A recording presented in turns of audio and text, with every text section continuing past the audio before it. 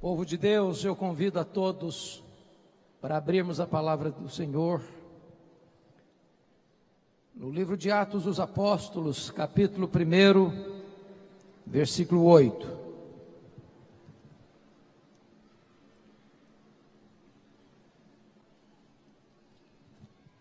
Este texto tem uma promessa, esse texto fala de um poder, e esse texto fala de um programa. Mas recebereis poder ao descer sobre vós o Espírito Santo, e sereis minhas testemunhas, tanto em Jerusalém como em toda a Judeia e Samaria, e até os confins da terra. Nesta tarde eu gostaria de repartir com vocês esta jornada e este programa traçado pelo Senhor Jesus Cristo para a sua igreja ao longo dos séculos, passando pela reforma até os nossos dias. Este programa é cumprido à risca, porque do capítulo 1 ao capítulo 7 o Evangelho alcança Jerusalém e a Judeia. No capítulo 8 de Atos o Evangelho chega em Samaria. No capítulo 9 a conversão de Saulo já em Damasco, fora do território de Israel. No capítulo 10, a conversão de um gentio, prosélito, Cornélio, na cidade de Cesareia Marítima. No capítulo 11, o Evangelho chega em Antioquia, a terceira maior cidade do mundo. Capítulos 13 e 14, a primeira grande viagem missionária na região da Galácia.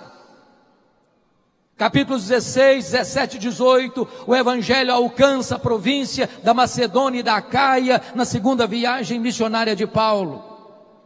Capítulo 19 e 20, o Evangelho estende-se mais para a província da Ásia Menor, na grande cidade de Éfeso, de onde o Evangelho se espalha para toda a província.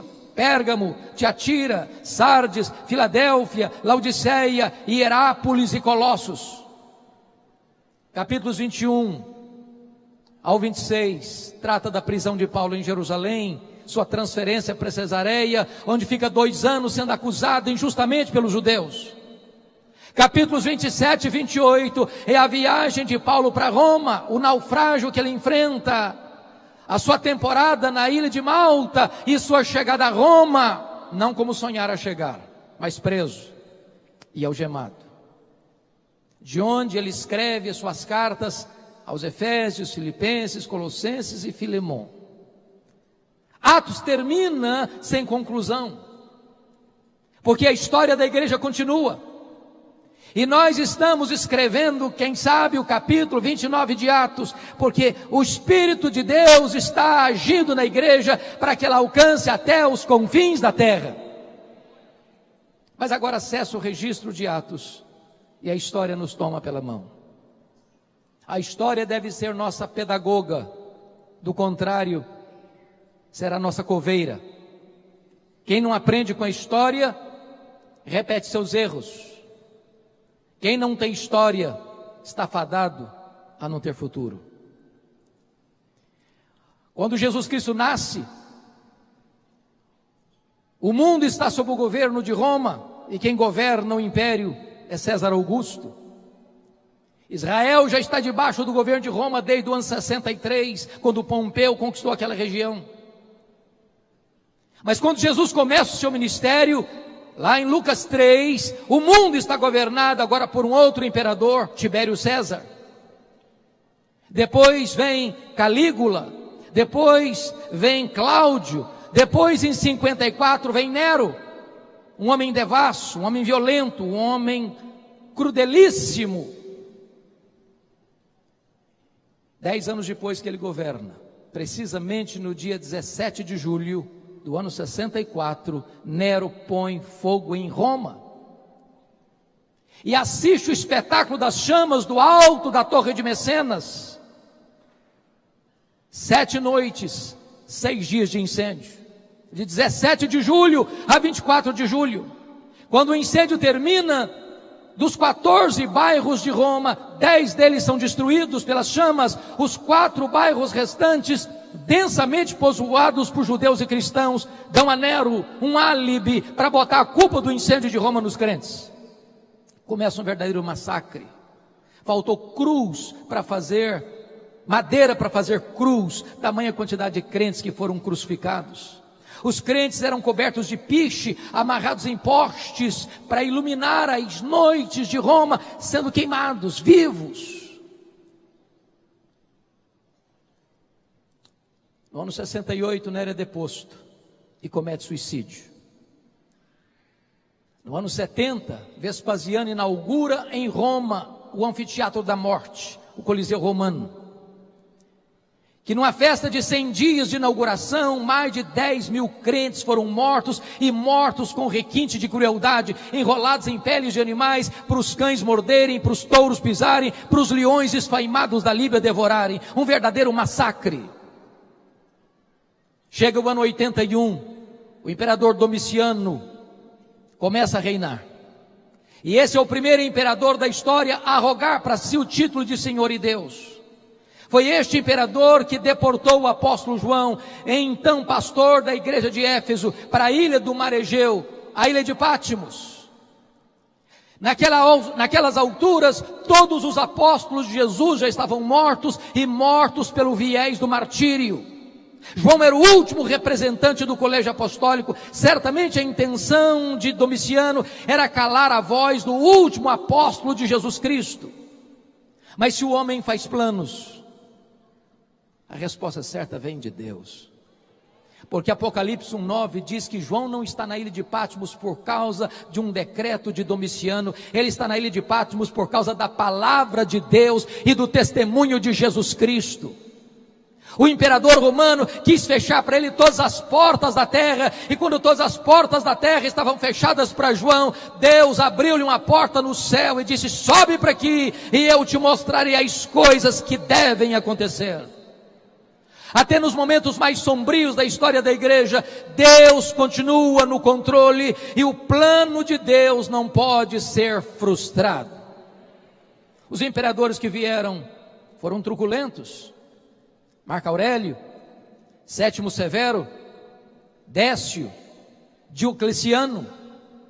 Mas quis a providência de Deus que por volta do ano 311, 313, Constantino revertesse essa situação. E o cristianismo, que até então era massacrado e perseguido, e os crentes eram mortos com requinte de crueldade e levados ao martírio, agora o cristianismo é declarado religião oficial do Império Romano. Isso foi muito bom, isso foi muito mal. Muito bom porque cessou a perseguição. Muito bom porque os crentes que tantas vezes viviam nos antros da terra, viviam nas catacumbas de Roma, eram queimados, eram torturados, eram afogados, eram mortos à paulada, agora podem ter liberdade de adorar a Deus. Muito bom porque os bens que foram confiscados agora eram devolvidos, e os crentes que não podiam se reunir publicamente agora têm seus templos construídos com a benesse do Estado. Mas foi muito mal, porque agora a porta de entrada da igreja deixou de ser a conversão para ser a conveniência. Agora ser crente não é mais enfrentar a hostilidade do Estado, é enfrentar as benesses e receber as benesses do Estado. Isso fez com que as pessoas viessem do paganismo, trazendo a sua bagagem de crendices, de sincretismo religioso para dentro da igreja cristã. E não tardou para que a igreja cristã se corrompesse doutrinariamente, teologicamente e moralmente. Vocês bem sabem que sempre que uma igreja se corrompe doutrinariamente, cresce a política eclesiástica. E começa então uma disputa de hegemonia de poder entre as 5 principais cidades do mundo: Roma no ocidente, Constantinopla no oriente, Alexandria do Egito, a 2ª maior cidade, Antioquia da Síria, a 3ª maior cidade, e Jerusalém. E no ano 604, o imperador Focas nomeia Nicolau I, bispo de Roma, como bispo universal da igreja cristã. Nicolau I rejeita esse título e disse: qualquer homem que receber o título de bispo universal da igreja deve ser considerado um anticristo, porque só Jesus pode receber esse título. 3 anos depois, entretanto, 607, o imperador romano Focas nomeia Bonifácio III como bispo de Roma, e ele recebe o título e começa então, historicamente, a instituição do papado. Talvez você pergunte, bom, mas eu já li histórias de papas desde Pedro. Como é que vai se dizer que começa o papado em 607? Vale destacar aqui, meus irmãos, que no século VIII, na França, surge um documento chamado As Falsas Decretais de Isidoro. Um documento forjado, um documento falso, que tentou dar legitimidade ao papado, recuando a sua historicidade a Pedro, como se Pedro tivesse sido o primeiro papa, e como se todo papa fosse legítimo sucessor de Pedro. Se vocês quiserem melhorar a compreensão deste assunto, sugiro a vocês a obra de Janus, O Papa e o Concílio, cujo prefácio foi escrito pelo grande tribuno brasileiro, Rui Barbosa, cujo prefácio da obra representa 70% do livro. E Rui Barbosa desconstrói essa ideia da infalibilidade papal. Rui Barbosa vai mostrar que as falsas decretais de Isidoro foram o maior embuste, o maior engodo literário da história da humanidade. E desta maneira, a igreja foi se corrompendo. É claro que nos primeiros 5 séculos da história da igreja, as doutrinas sobre Jesus foram discutidas, a exaustão no concílio de Nicéia em 325, a divindade de Jesus Cristo. Em 381, no concílio de Constantinopla, a humanidade de Jesus Cristo. No concílio de Calcedônia, em 451, a pessoa teantrópica de Jesus Cristo. Em 416, Agostinho de Hipona enfrenta Pelágio com as suas ideias heréticas acerca da salvação, porque Pelágio dizia que o homem está tão livre como Adão era antes da queda, e que ele é quem optava por Deus e não Deus quem escolhe o homem. E Agostinho de Hipona, calçado com a verdade, vai derrotar as teses heréticas de Pelágio e mostrar que o homem está caído, o homem está falido espiritualmente, e ele somente pode ser salvo pela graça de Deus. Nós estamos agora falando da Idade Média, que vai do 5º ao 15º século, também chamado de Idade das Trevas, de escolástica. E nesse período a igreja se fortaleceu politicamente, economicamente, mas se corrompeu moral e doutrinariamente. É importante dizer, irmãos, entretanto, que nunca Deus deixou de ter uma lâmpada acesa na história e um remanescente fiel. E chegar o momento de Deus preparar o caminho para a reforma do século XVI. E a primeira coisa que Deus fez foi um movimento cultural no norte da Itália chamado de Renascença, que mexe em 5 áreas vitais da vida: a economia, as artes, a política, a ciência e a religião. Naquele momento a igreja dominava essas áreas. Naquele momento, ou você era católico ou romano, ou era um pagão. E desta maneira a igreja era a senhora do mundo, dominava a economia, dominava as artes, dominava a ciência, dominava a política, dominava a religião. Mas quis a providência de Deus que esse movimento cultural no norte da Itália arrancasse das mãos da igreja essas 5 áreas tão importantes. Mas Deus preparava mais de perto o caminho, quando Deus levanta na Inglaterra aquele que é a estrela d'alva da reforma, o professor de Oxford, John Wycliffe, um homem culto, um homem convertido a Cristo, um homem que prega a graça, um homem que anuncia a salvação, um homem que combate os erros e os desvios da igreja, e um homem que entende uma coisa: a reforma não pode se estabelecer a não ser que o povo tenha a Bíblia em sua própria língua, porque na Idade Média a única Bíblia que o povo sabia e conhecia era em latim, e o povo não sabia latim, e os sacerdotes que tinham acesso à Bíblia não conheciam a Bíblia, não ensinavam a Bíblia, e a igreja estava entregue à ignorância. E John Wycliffe entendeu, nós precisamos traduzir a Bíblia e dar a Bíblia para o povo. E ele começa então a traduzir a Bíblia para o inglês. Ele é perseguido, ele não consegue concluir a tradução da Bíblia, mas os seus discípulos, os Lollardos, vão concluir a tradução da Bíblia para o inglês. Lá na Boêmia, um discípulo de John Wycliffe, John Huss, convertido a Cristo, prega com muito poder e paixão o Evangelho de Cristo, denunciando os pecados e os desvios da igreja, denunciando as heresias que estavam sendo acolhidas pela igreja. Este homem foi preso, este homem foi torturado, este homem foi queimado vivo pela Inquisição Romana. Deus levantara lá nas barbas de Roma, em Florença, Jerônimo Savonarola, que pregava com tanto poder a palavra de Deus, que a cidade de Florença foi impactada e transformada pela sua pregação, mas por não retratar-se da sua posição evangélica, ele também foi morto pela Inquisição. Mas quando John Huss estava queimando na fogueira, 100 anos antes de Lutero, ele profetizou: hoje vocês estão matando um ganso, mas Deus levantará uma águia, e a esta vocês não poderão matar.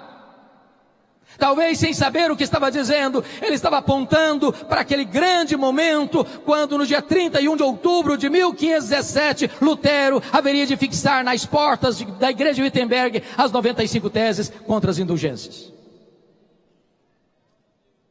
Meus amados, a igreja continuou se corrompendo, porque aqueles que se levantavam para defender a verdade eram presos, eram torturados e eram mortos.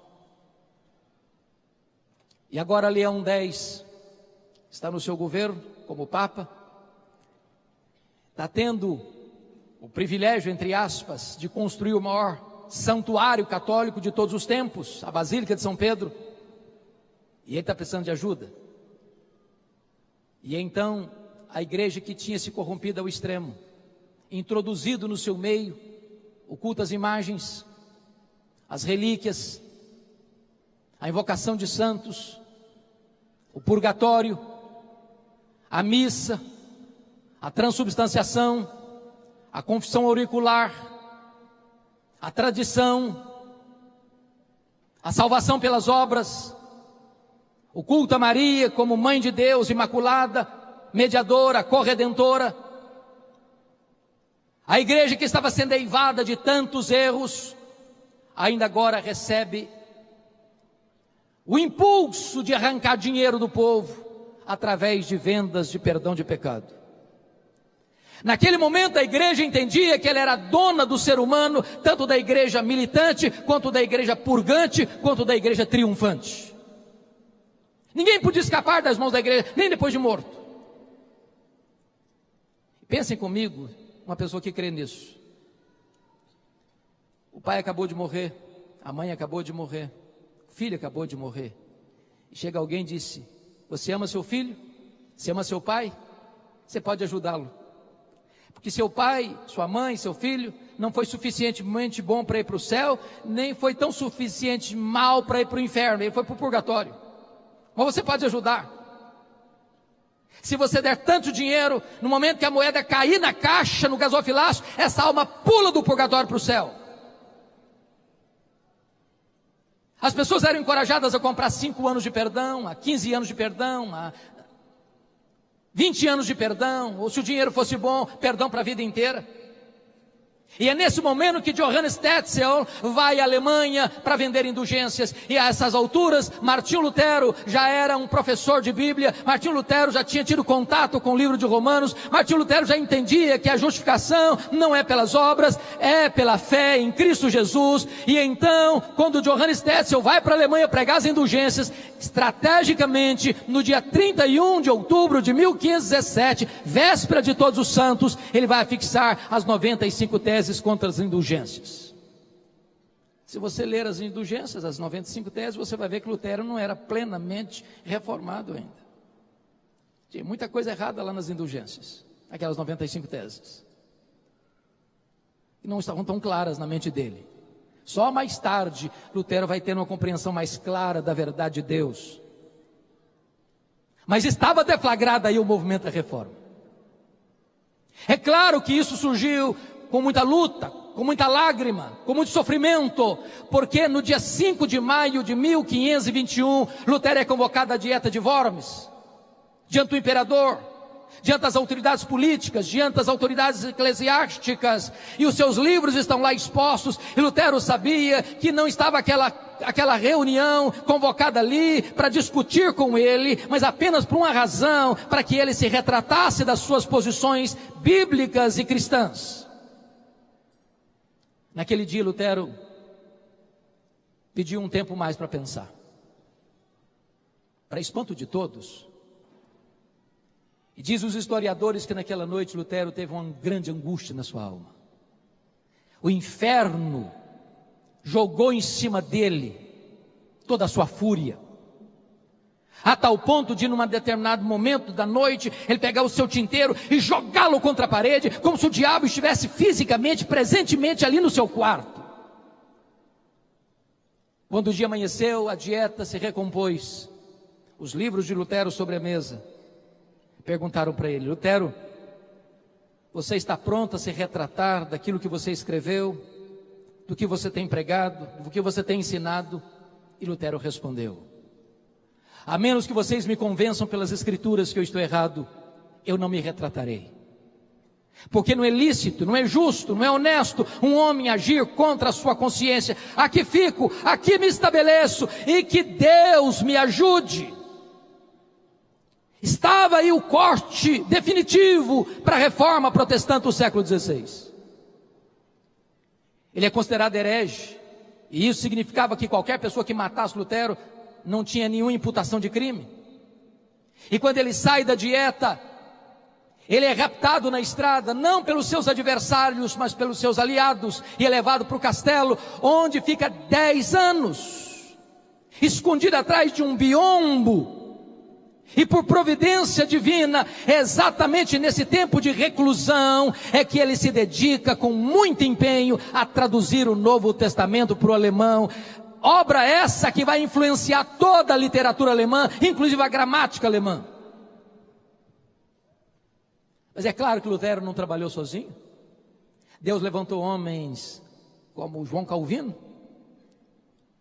um francês, nascido no dia 10 de julho de 1509, que vive 54 anos, que talvez foi a mente mais brilhante da reforma, foi o grande mestre da reforma, foi o grande sistematizador das doutrinas da reforma, foi o homem que criou a academia, foi o homem que instituiu o aconselhamento pastoral, foi o homem que deu a preparação, criou uma academia para preparar obreiros para o mundo inteiro, inclusive mandando 14 missionários aqui para o Brasil, a pedido de Villegagnon, missionários esses que foram mortos e torturados em terras brasileiras. O homem que aos 26 anos de idade vai escrever a obra mais importante da reforma, as Institutas da Religião Cristã, olhando o credo apostólico. Primeiro livro, creio em Deus Pai. Segundo livro, creio em Deus Filho. Terceiro livro, creio no Deus Espírito Santo. Quarto livro, creio na igreja. Deus levantou outros homens, como Busser, Martin Busser, lá em Estrasburgo. Deus levantou Beza, Deus levantou Melanchthon, Deus levantou gigantes nesse tempo. E as colunas básicas eram essas: só a Escritura. Nenhum concílio, nenhuma igreja, nenhum pastor, nenhum papa, nenhum homem, nenhuma instituição pode suplantar a palavra de Deus. Não é a igreja que está acima da Bíblia, é a Bíblia que está acima da igreja. Não é a igreja que valida a Escritura, é a Escritura que orienta a igreja. É só a Escritura, ela é a nossa única regra de fé e prática. Não tem outra revelação, não tem outra fonte de conhecimento e de vida a não ser a palavra de Deus.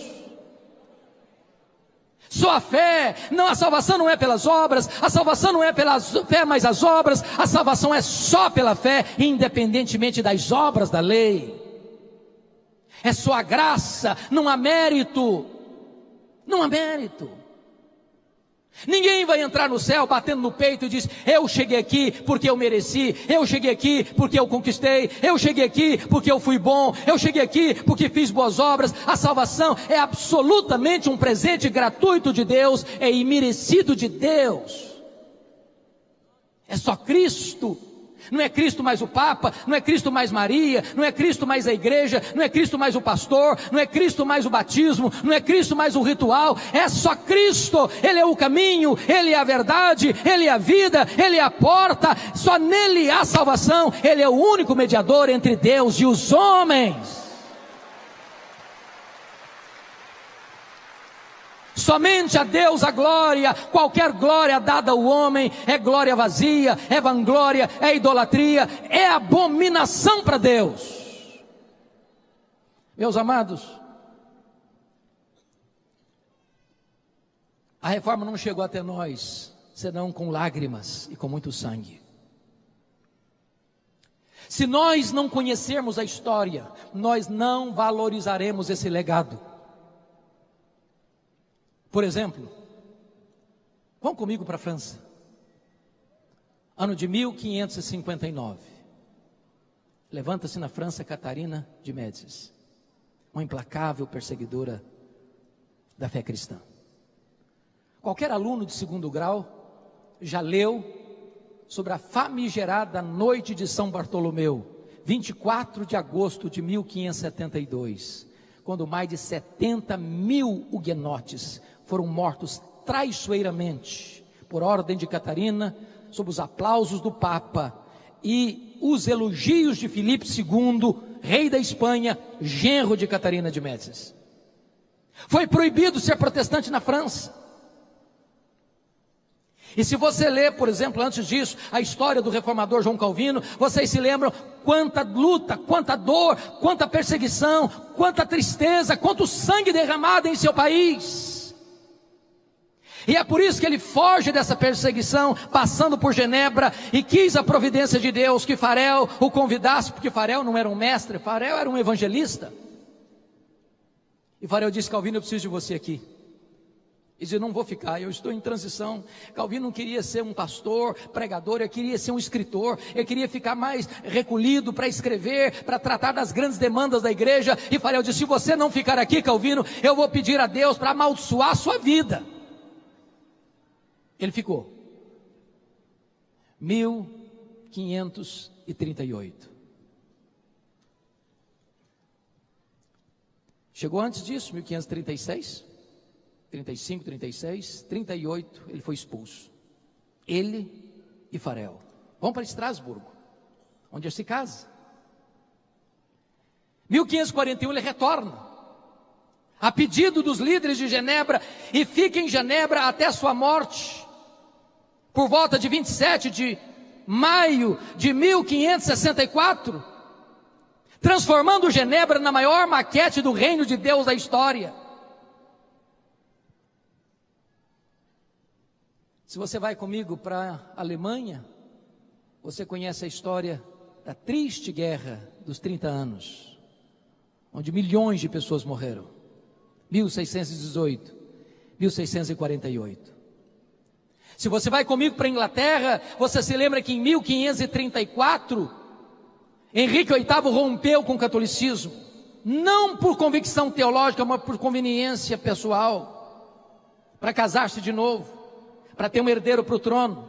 E o Papa não lhe dava essa autoridade, e ele rompe com a igreja e cria uma nova igreja na Inglaterra, a igreja anglicana, sendo ele chefe de Estado e chefe da igreja. Na verdade, esse filho, Ana Bolena não lhe deu. Ele casou muitas outras vezes, e ele morre em 1547, e o seu filho, Eduardo VI, com 10 anos de idade, começa a reinar. Os líderes protestantes da Inglaterra entendem uma coisa: chegou a hora de plantar a reforma na Inglaterra. Ridley, Latimer, Cranmer. Mas esse menino morre precocemente, com 16 anos de idade, em 1553. E assume o governo da Inglaterra Maria Tudor, Maria Sanguinária, que leva a estaca e queima em praça pública os líderes protestantes, promovem uma perseguição generalizada na Inglaterra, e muitos irmãos nossos, para poupar sua vida, tiveram que fugir da Inglaterra. E fugiram para onde? Fugiram para o continente, para a Alemanha, para a Suíça, para a Holanda, para os lugares onde a reforma estava estabelecida. Quis a providência de Deus que Maria Tudor morresse cedo, 5 anos depois, em 1558, e assume o governo na Inglaterra Elizabeth, num longo governo de 1558 a 1603. E o primeiro decreto de Elizabeth foi determinar a volta dos foragidos para a Inglaterra, e tendo eles então contato com a reforma no continente, voltaram fazendo 4 exigências para a igreja. Nós queremos na Inglaterra uma igreja com teologia pura, com liturgia pura, com governo puro, com vida pura, e desencadearam na Inglaterra um dos mais importantes movimentos de reforma de todos os tempos e também de avivamento, o movimento dos puritanos. Aqui fica uma coisa interessante a pensar. Maria Tudor não sabia, mas Deus havia constituído em presidente das missões estrangeiras da Inglaterra. Quando ela pensou que ela estava destruindo a igreja, ela estava promovendo a igreja. Há um cântico que foi escrito aqui no Brasil e muito cantado em outros tempos aqui no Brasil, muito conhecido nos meios pentecostais, que diz o seguinte: é obra santa, ninguém detém. A igreja de Deus é indestrutível. A igreja de Deus avança sobre a perseguição, ela avança sobre as fornalhas, ela avança sobre o martírio, ela avança sobre qualquer dificuldade da vida, ela marcha triunfantemente. Mas, amados irmãos, tempos difíceis vieram. Tempos de crise, surge o racionalismo francês, o iluminismo. No bojo desse momento, vem o chamado liberalismo teológico. A Bíblia é lida de outra maneira, não é mais a visão gramática histórica, mas crítico-literária. E não tardou para que os seminários que formaram teólogos, pastores, missionários para o mundo fossem tomados de assalto pelos liberais. E agora não se cria mais na Bíblia. Agora os seminários começaram a ensinar o ceticismo, a incredulidade. E o liberalismo assaltou a igreja na Europa, irmãos. E qualquer igreja que subscreve o liberalismo está assinando um atestado de óbito. Não há esperança para alguém chegar e dizer: eu não creio mais na Bíblia.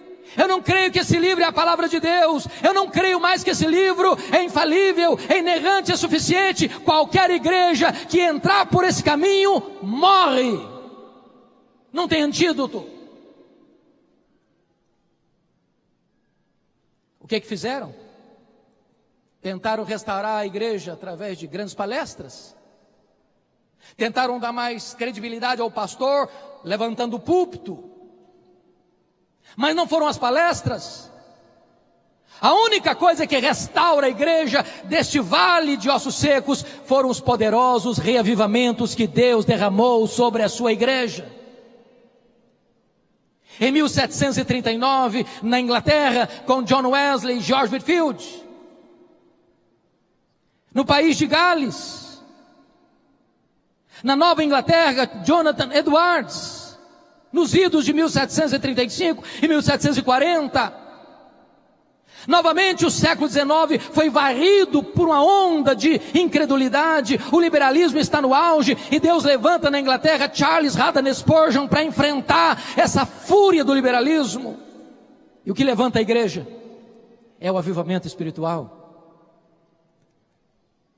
Na cidade de Nova York, 1857, esse avivamento varre a nação, 1857 a 1859, e é no bojo desse avivamento é que o missionário Ashbel Green Simonton, que acabara de se formar no seminário de Princeton, ouvindo um sermão do professor Charles Hodge, é tocado pelo Espírito Santo de Deus para vir para o Brasil, e ele chega aqui exatamente no dia 12 de agosto de 1859, debaixo da égide deste poderoso avivamento espiritual. a Igreja Presbiteriana do Brasil nasceu sob o signo do avivamento espiritual. E eu quero concluir minha fala lembrando a vocês que uma igreja reformada, sempre reformando. Isso não significa que nós vamos abraçar as últimas novidades do mercado da fé. Não, nem isso que está dizendo. A cada geração a igreja precisa passar por uma nova reforma, revendo sua doutrina, seus valores, sua ética, sua conduta, sua postura, se o que nós estamos pregando e praticando está exatamente de acordo com a palavra de Deus. Avivamento não é novidade. Avivamento, melhor dizendo, reforma não é novidade. Reforma não é mudança. Reforma é retorno. Retorno à origem, à doutrina dos apóstolos. E por que eu creio que hoje precisamos de uma nova reforma? Primeiro, irmãos, porque o liberalismo ainda está devastando igrejas no nosso século. Tristemente, colegas, a Europa, o berço do protestantismo, não tem o que celebrar nos 500 anos, não tem. A igreja protestante na Europa está praticamente morta. A não ser que Deus traga um avivamento, o que você vê é evidência de incredulidade. Eu estive recentemente na Holanda, de 1960 para cá, os templos estão lá, mas os crentes não frequentam a igreja. Fomos para a Escócia de John Knox, a Escócia berço do presbiterianismo, num dos templos mais importantes de Edimburgo. Você entra lá, o que tem lá dentro é um bar. Você vai para a Inglaterra, a grande Inglaterra dos avivamentos, de John Wesley, de George Whitefield, de William Carey, de William Wilberforce, de John Charles Ryle, de Charles Haddon Spurgeon, de Mark Lloyd Jones, de John Stott. Hoje a Inglaterra é o país de Richard Dawkins, o patrono dos ateus. Menos de 4% dos crentes frequentam a igreja evangélica na Inglaterra. Os nossos templos estão sendo vendidos e transformados em mesquitas, em bares, em museus, em teatros. Olha para a América do Norte, onde você tem tantas chamadas dead churches, igrejas mortas. As denominações históricas perdendo milhares de membros ano após ano, ano após ano. O que é dramático, irmãos, é que o liberalismo também chegou no Brasil. E nós temos denominações inteiras que já se capitularam à sedução mortal do liberalismo. Nós precisamos de uma nova reforma. Mas em segundo lugar, nós precisamos de uma nova reforma, meus irmãos, porque a igreja brasileira tornou-se uma igreja, em grande parte, sincrética, mística. A igreja do sal grosso, a igreja do óleo, a igreja do copo d'água em cima do rádio, a igreja da toalha suada, a igreja das mandingas, em nome de Deus. Precisamos de uma nova reforma. Precisamos voltar para a palavra de Deus. Precisamos voltar para as Escrituras. Precisamos de novos Luteros, precisamos de novos Calvinos, precisamos de alguém que esteja disposto a dizer a verdade, ainda com toda a hostilidade do mundo. Mas em último lugar, irmãos, nós precisamos de uma nova reforma, porque nós assistimos no Brasil, tristemente, uma igreja onde há a presença de uma ortodoxia morta.